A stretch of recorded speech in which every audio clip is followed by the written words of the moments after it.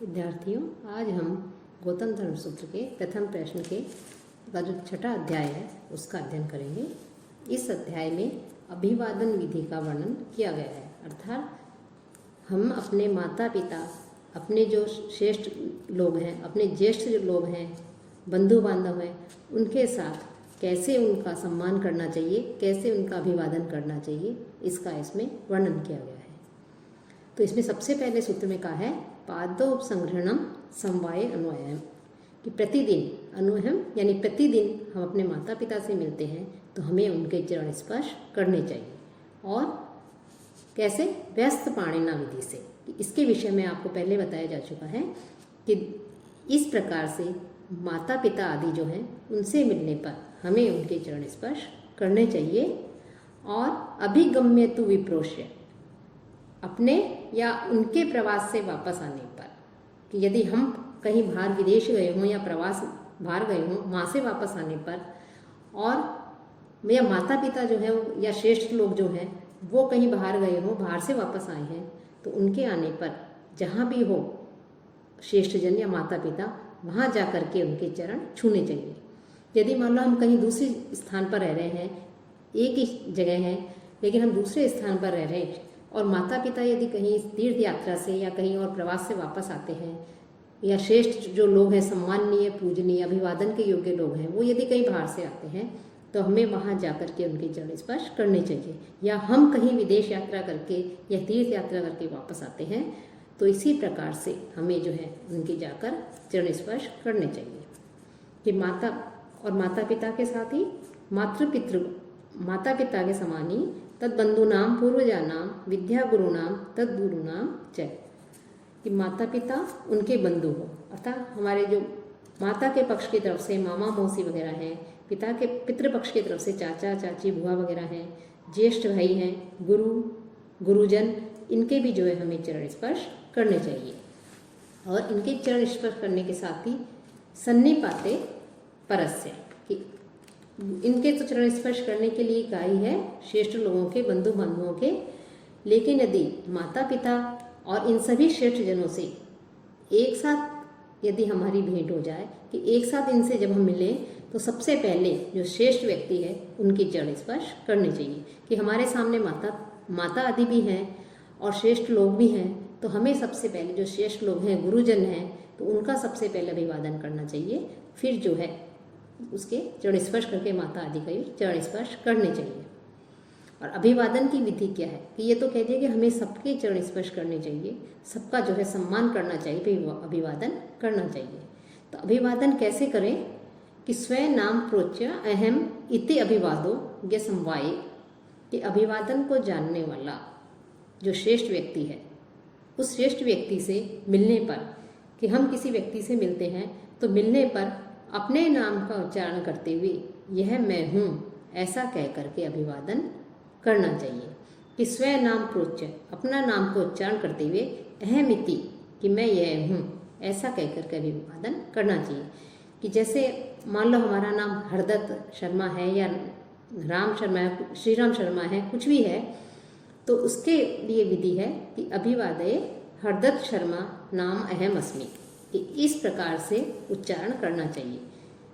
या अभिवादये श्री राम शर्मा नाम अहम अस्मि भो, इस ये कह करके जो है जो हमारे जो सम्मानीय है, श्रेष्ठ व्यक्ति है, उनका सम्मान करना चाहिए। यह मैं अमुक हूँ ऐसा कहकर अभिवादन करना चाहिए। स्त्री पुंयोगो अभिवादतो अनियम एके, कुछ आचार्यों का मत है कि यदि उनका कहना है कि यदि पति पत्नी आपस में मिलते हैं तो उनके लिए अभिवादन का कोई भी नियम नहीं कहा गया है। और यदि कहीं प्रवास से लौटकर नहीं आए हों, जैसे माता है और अपने जो बंधु बांधव हैं वो, और बड़ी अपने से जो ज्येष्ठ है, अपनी बड़ी बहन है, उनके अतिरिक्त अन्य जो स्त्रियां हैं उनके पास में जाकर के चरण स्पर्श और अभिवादन नहीं करना चाहिए। कि यदि कोई प्रवास से नहीं आया हो, वहीं रह रहा है, तो ऐसी स्थिति में केवल प्रतिदिन जो है अपने माता पिता और अपनी ज्येष्ठ भगिनियों के अलावा, बहनों के अलावा अन्य जो स्त्रियां हैं उनके पास में जाकर के उनके चरण स्पर्श और अभिवादन नहीं करें। यदि वह प्रवास से लौट कर आए हैं तब ऐसी स्थिति में जाकर के उनका चरण स्पर्श करके अभिवादन किया जा सकता है।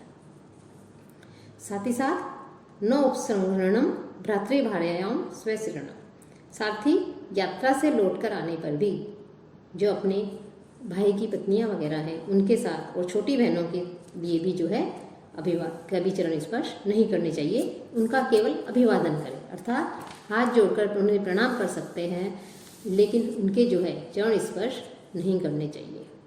अपने से छोटी आयु के जो लोग हैं उनके,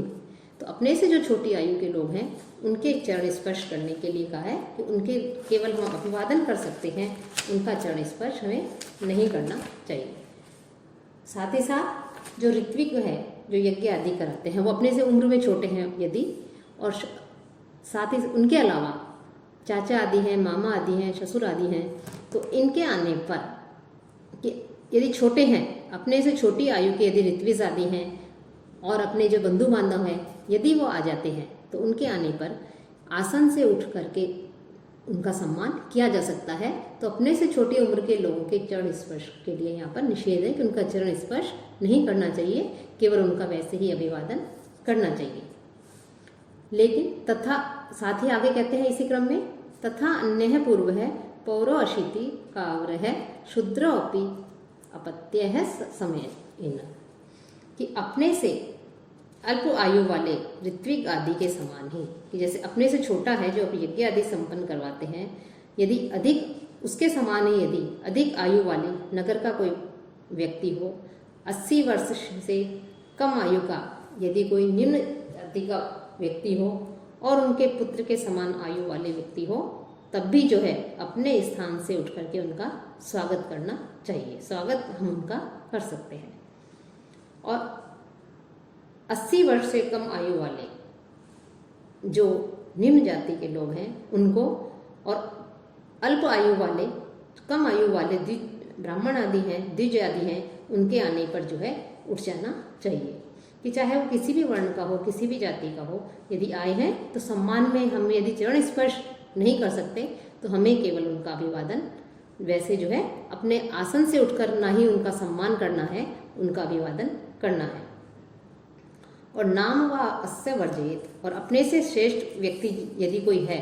तो उस श्रेष्ठ व्यक्ति के नाम के उच्चारण के लिए यह निषेध किया गया है। साथ ही साथ उत्कृष्ट वर्ण वाला ब्राह्मण जो है, ऊंचे वर्ण का अथवा ब्राह्मण होते हुए भी अक्षत्रिय जो दूत है, जो राजा है, उसके नाम का उच्चारण नहीं करना चाहिए। कि ब्राह्मण है, उत्कृष्ट वर्ण का है लेकिन अक्षत्रिय है, तो ऐसे को राजा के नाम का उच्चारण नहीं करना चाहिए। भो भवन इति वयस्य समाने अहनी जाते, कि एक ही दिन अथवा एक ही वर्ष में उत्पन्न हुए समवयस्क व्यक्ति समाने अहनी जाते हैं, कि यदि एक ही दिन उत्पन्न हुए हैं या एक ही वर्ष में उत्पन्न हुए हैं, समान आयु वाले व्यक्ति हैं, समवयस्क हम उम्र हैं, तो ऐसे व्यक्तियों को हम भो और भवन शब्द से बुला सकते हैं। उनके लिए कहा है कि भो और भवन शब्द से हम उनका सम्मान कर सकते हैं, उन्हें बुला सकते हैं। और 10 वर्ष वृद्ध है, पौर है, पंचभी कलावर है, श्रोत्रिय आचरण है, स्त्री भी, कि अपने से 10 वर्ष बड़े नगरवासी, किसी कला द्वारा जीविको निर्वाह करने वाले, जीविकोपार्जन करने वाले, अपने से 5 वर्ष तक के बड़े व्यक्ति को, अपने से 3 वर्ष बड़ा जो श्रोत्रिय है उसको, और चारण जो है अर्थात और अपने समान वेद शाखा का अध्ययन करने वाला कोई है, तो ऐसे को भी भो और भवन कहकर के संबोधित किया जा सकता है। और राजन्य वैश्य कर्मा विद्याहीनः, कि क्षत्रिय और वैश्य के कर्मों से जीविका चलाने वाले अत्यंत वृद्ध होते हुए भी विद्याहीन जो ब्राह्मण है उसको भो या भवन कहकर के संबोधित करना चाहिए। कि वैसे तो ब्राह्मण का इसमें सम्मान करने का, अभिवादन करने का, चरण स्पर्श करने के लिए कहा है, लेकिन यदि ब्राह्मण अपनी विद्या से हीन है, यदि उसने ज्ञान को प्राप्त नहीं किया है, लेकिन और साथ ही साथ वो क्षत्रिय और वैश्य के कर्मों को अपना करके वो अपना जीविकोपार्जन चलाता है, और यदि अत्यधिक वृद्ध है तो ऐसे का भी हमें जो है सम्मान करना चाहिए, भो और भवन शब्द का उच्चारण करते हुए। दीक्षितः च प्राक्प्रयात्, और जो यज्ञ में दीक्षा लेने वाला है, यज्ञ में दीक्षा लेने वाले समवयस्क व्यक्ति को इस प्रकार से भो और भवन ऐसे शब्दों से उसका अभिवादन करना चाहिए, उसे संबोधित करना चाहिए। वित्त बंधु कर्म जाति विद्या वयांसी मान्यानी पर बलियासी, कि धनवान व्यक्ति हो, भाई वित्त धनवान कोई व्यक्ति हो, बंधु बांधव हो, भाई बंधु आदि जनों से युक्त, और जैसा कर्म बताए हैं यथोक्त कर्म शास्त्रों में वैसे कर्मों को करने वाले हों, उत्तम जाति वाले हों, वेद शास्त्रों के ज्ञाता हों, अपने से अधिक आयु वाले व्यक्ति जो हैं ये सम्माननीय होते हैं, सम्मान के पात्र होते हैं। और इनमें भी बाद वाला क्रमशः है अपने से पहले वाले से अधिक सम्माननीय होता है। यानी अपने से सबसे अधिक, यदि आयु में यदि कोई सब वृद्ध है, आयु वृद्ध है, तो उसका जो है हमें अभिवादन करना चाहिए। फिर वेद शास्त्रों का कोई ज्ञाता है, वो भी श्रेष्ठ है, उसका सम्मान करना चाहिए। उसके पश्चात श्रेष्ठ जाति वाला है, वो भी सम्माननीय है, उसका अभिवादन करना चाहिए, वो माननीय है, सम्माननीय है। और शास्त्रोचित कर्म करने वाले का सम्मान करना चाहिए, साथ ही साथ भाई बंधु से युक्त, और अंत में जो धनवान है उसका भी जो है हमें अभिवादन सम्मान करना चाहिए। कि इस प्रकार से यदि उपस्थित हो जाते हैं तो ऐसे हमें इन सबका सम्मान करना चाहिए। श्रुतम तो सर्वेभ्यो गरीय है, और इन सब में सबसे अधिक श्रेष्ठ कौन होता है, सम्माननीय कौन होता है, कि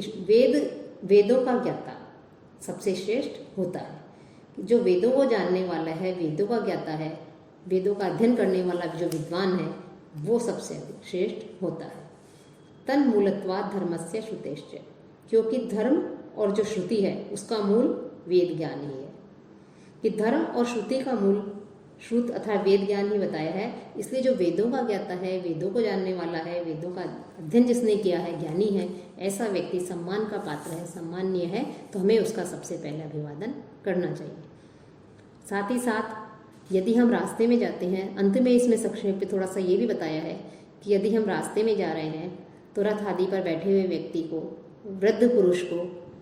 गर्भवती स्त्री को, स्नातक को और राजा आदि के लिए हमें रास्ता दे देना चाहिए। अर्थात यदि हम जा रहे हैं और हमारे मार्ग के बीच में उपरोक्त बताए हुए लोग आ जाते हैं तो हमें अपने मार्ग को छोड़ करके इनको जो है रास्ता दे देना चाहिए। तो इसके विषय में भी इसमें वर्णन किया गया है। साथ ही साथ क्षत्रिय जो है उसके लिए भी और राजा के लिए भी, अर्थात श्रेष्ठ जो लोग हैं या जो आपत्ति में जो लोग हैं, संकट में जो लोग हैं, विपत्तिग्रस्त लोग हैं, ऐसे लोग यदि हमारे रास्ते मार्ग में बीच में आ जाएं, हम कहीं जा रहे हैं और मार्ग में आ जाते हैं, तो हमें एक तरफ होकर के इनको पहले जाने देना चाहिए तथा इनके मार्ग में आने पर मार्ग छोड़ करके हट जाना चाहिए, पहले उन्हें जाने देना चाहिए। तो इस प्रकार से इस छठे अध्याय में जो है संक्षेप में अभिवादन विधि बताई है, साथ ही कि कैसे जो है हमें लोगों का सम्मान करना चाहिए, कैसे उनका अभिवादन करना चाहिए।